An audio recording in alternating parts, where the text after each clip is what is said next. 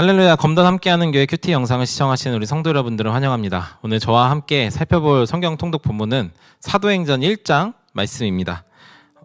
그 중에서 특별히 1절부터 11절까지의 말씀을 살펴보고 주님께서 오늘 우리에게 주시는 은혜를 누리는 시간 되었으면 좋겠습니다.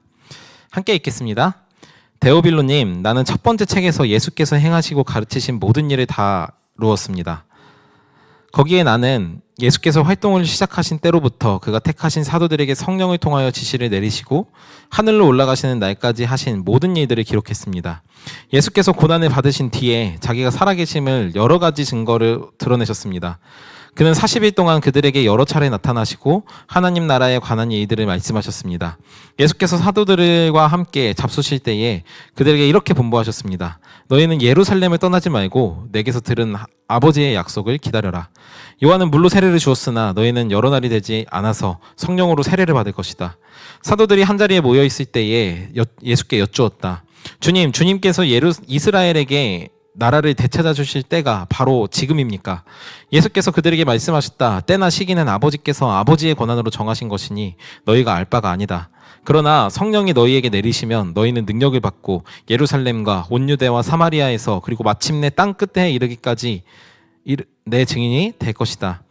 이 말씀을 하신 다음에 그가 그들이 보는 앞에서 들려 올라가시니 구름에 쌓여서 보이지 않게 되었다. 예수께서 떠나가실 때에 그들이 하늘을 쳐다보고 있는데 갑자기 흰 옷을 입은 두 사람이 그들 곁에 서서 갈릴리 사람들아 어찌하여 하늘을 쳐다보면서 서 있느냐? 너희를 떠나서 하늘에 올라가신 이 예수는 하늘로 올라가신 것을 너희가 본 그대로 오실 것이다 하고 말하였다. 아멘. 우리가 읽은 말씀은 하나님의 말씀입니다. 오늘 우리가 읽은 이 사도행전에는 다른 별칭이 하나 있는데요. 바로 누가행전이라는 이름입니다. 이 책을 누가가 썼기 때문에 누가행전이라고도 부르지만 그보다는 좀 더 누가복음과 연결된 책이기 때문에 이 두 개의 책을 함께 이어서 부르다 보니 누가행전이라는 이름으로 부르곤 하는데요. 이 사도행전의 특징 중 하나는 누가복음에 썼던 수신자, 이 편지를 받는 사람의 이름이 다시 한번 명확히 등장한다는 것입니다. 우리 누가복음도 역시나 데오빌로님 하고 시작했지만 이 사도행전 1장 역시 데오빌로님으로 시작합니다. 그렇다면 누가복음과 사도행전의 차이가 무엇인가 하면은 사도행전에서 1장에서 말하는 것과 같이 누가복음은 예수께서 나셔서부터 공생애를 시작하시고 십자가에 달려 죽으신 뒤에 성령이 오실 것이라는 약속과 함께 승천하실 때까지의 일을 다루었다면 이 사도행전은 예수께서 다시 한번 그 약속을 상기시키신 뒤에 승천하시고 난 뒤의 모든 일들, 특별히 사도를 통해서 예수께서 이 땅 가운데 하셨던 모든 일들이 그대로 진행되며 예수께서 약속하셨던 그 약속들이 세상 가운데 이루어지는 것을 보여주는 책인 것이죠. 그래서 이 사도행전을 시작하는 누가에게 있어서는 아마 그 기쁨이 충만했을 것입니다. 예수님께서 성령이 오신다고 약속하셨었는데 그 약속하신 성령께서 과연 우리 가운데 오셨습니다. 데오빌로요, 보셨습니까? 하고 이 환희에 찬 마음으로 썼다라는 것을 우리가 생각하며 읽으면 좋을 것 같습니다. 저는 오늘 특별히 그 가운데서 이 성령을 약속하신 부분, 성령을 통하여 무엇을 예수님께서 약속하셨는가를 살펴보면 좋을 것 같은데요. 그것이 곧 이 사도행전의 중심 내용일 것이기 때문입니다. 예수님께서 사도들에게 첫 번째로 명령하신 것은 무엇이냐면 너희는 예루살렘을 떠나지 말고 기다려라 라는 것입니다. 떠나지 말고 기다려라. 우리는 보통 무언가 힘이 생기거나 알게 되었거나 깨달음을 얻었을 때 급히 행동하고 싶어 하죠. 마치 제 아들 의진이가 조금만 걷을 수 있게 되면은 주구장창 걷고 계단 조금만 올라갈 수 있게 되면은 자기가 넘어지든 떨어지든 상관없이 계속 계단을 오르락내리락 하는 것과 같이 우리도 무언가 조금 알게 되면 급히 어떤 행동들을 하려 합니다. 그러면 어떤 일들이 벌어지느냐? 그 일을 하는 나도 다치고 그 일 때문에 다른 사람도 다치게 되는 일이 종종 발생하곤 하죠. 저는 교회의 대부분의 일들이 그런 경우들이 많다라고 생각하는데요. 우리가 어떤 일들을 시작하기 이전에 우리가 하나님을 잘 알지 못하면 억지로 그 일에 끌려와서 하는 사람 같이 하다 보니 하고 싶지 않은 일도 생기고 하다 보니 내 마음도 좁아져서 다른 사람들을 용납할 수 없게 되는 경우들이 참 많습니다. 예수님께서도 오늘 이 사도들에게 명령하신 것이 바로 이것인데요. 너희는 예루살렘을 떠나지 말고 아버지의 약속을 기다려라. 아버지의 약속은 무엇이었죠? 내가 하늘로 올라가면 또 다른 보혜사를 내가 너희에게 보내주실 건데 그분께서 너희에게 오실 때 비로소 너희가 내가 하던 일들을 하게 될 것이다 라는 약속이었죠. 그래서 5절에서 예수님께서는 너희는 성령으로 세례를 받을 것이다 라고 이야기하십니다.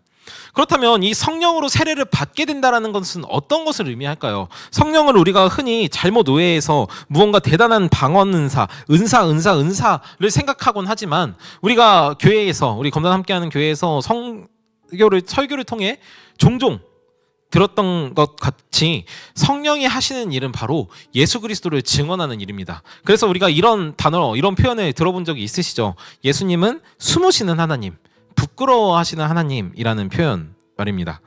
그래서 이 성령께서 오셔서 하시는 일이 무엇이냐? 그것은 8절에 분명하게 나와 있는데요. 성령이 너희에게 내리시면 너희는 능력을 받을 것인데 그 능력을 받아서 너희가 어떻게 될 것인가 하면은 예루살렘과 온 유대와 사마리아에서 마침내 땅 끝에 이르기까지 너희들 스스로의 증인, 너희 교회의 증인, 네가 가지고 있는 능력의 증인이 아니라 나의 증인이 될 것이다. 예수 그리스도의 증인이 될 것이다 라고 말씀하시는 것이죠.